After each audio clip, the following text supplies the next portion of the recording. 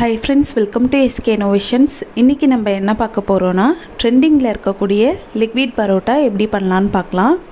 இது செய்யிறதுக்கு பாத்தீங்கன்னா ஒரு 5 நிமிஷம் இருந்தாலே போதும், சட்டுன்னு செஞ்சு முடிச்சிடலாம். நான் இன்னைக்கு இப்போ ஒரு மிக்ஸி ஜார்ல 1 கப் அளவுக்கு மைதா மாவு சேர்த்துக்கிறேன்.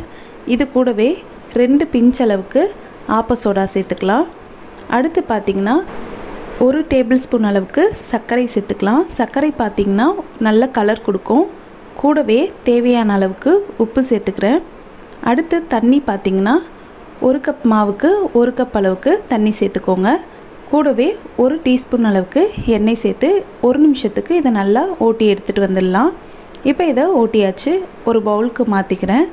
நம்மளோட மாவு பார்த்திங்கன்னா சூப்பராக ரெடி ஆகிடுச்சு. நீங்கள் இதுவே கையில் கலந்துருந்தீங்க, விஸ்கை வச்சு பயன்படுத்தி கலந்துருந்தீங்கன்னா இந்த மாவு வந்து இந்த அளவுக்கு நல்லா கரைஞ்சி வந்திருக்காது, லைட்டாக கட்டி கட்டியாக இருக்கும். அதனால் மிக்சியை பயன்படுத்தி கரைச்சிக்கோங்க.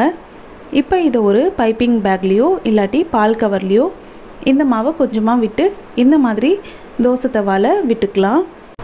மாவு விடக்கூடிய கவர் பார்த்திங்கன்னா ரொம்பவே சின்னதாக கட் பண்ணிக்கோங்க.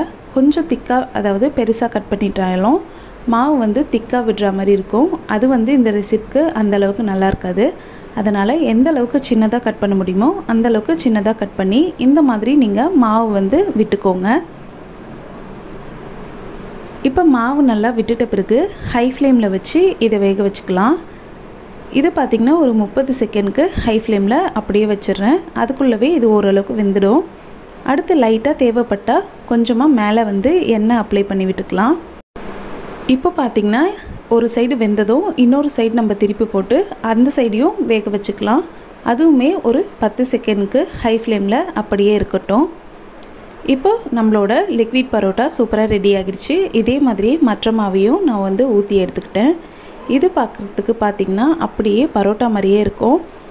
சுட்ட உடனே சாப்பிட்றதுக்கு நல்லா மொறுமொறுப்பாகவும் டேஸ்ட்டாகவும் இருக்கும். கிட்டத்தட்ட பரோட்டா டேஸ்ட்டுன்னு சொல்லலாம். ஆனால் ஆறிட்ட பிறகு பார்த்திங்கன்னா மைதா மாவு தோசை மாதிரி தான் இருக்கும், பரோட்டா அளவுக்கு இருக்காது. இதில் நம்ம சர்க்கரை சேர்த்துருக்கிறதுனால லைட்டாக ஸ்வீட்னஸோட டேஸ்ட் இருக்கும். அதனால் இதை அப்படியே சைடிஷ் இல்லாமலே கூட நம்மளால் சாப்பிட முடியும். இந்த வீடியோ உங்களுக்கு பிடிச்சிருந்தால் லைக் பண்ணுங்கள், ஷேர் பண்ணுங்கள், கமெண்ட் பண்ணுங்கள். நம்ம சேனலை ஃபஸ்ட் டைம் பார்க்குறீங்கன்னா மறக்காமல் சப்ஸ்கிரைப் பண்ணுங்கள். தேங்க்ஸ் ஃபார் வாட்சிங் ஃப்ரெண்ட்ஸ்.